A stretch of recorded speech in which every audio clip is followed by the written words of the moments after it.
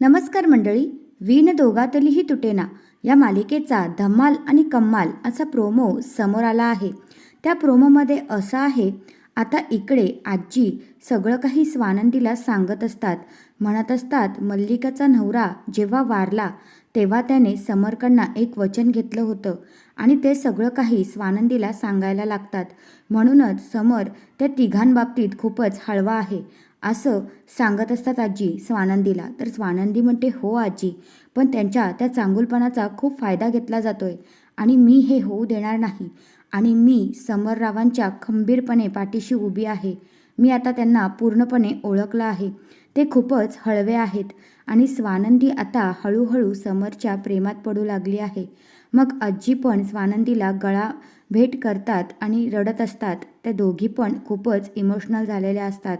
आता येणाऱ्या भागांमध्ये स्वानंदीला समर कळलेला असल्यामुळे आता स्वानंदी समरची पूर्णपणे काळजी घेणार आहे आणि त्याच्यावर येणारं संकट ती नष्ट करणार आहे.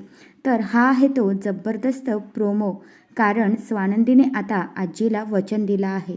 तर येणाऱ्या भागांमध्ये आपल्याला हेच पाहायला मिळणार आहे.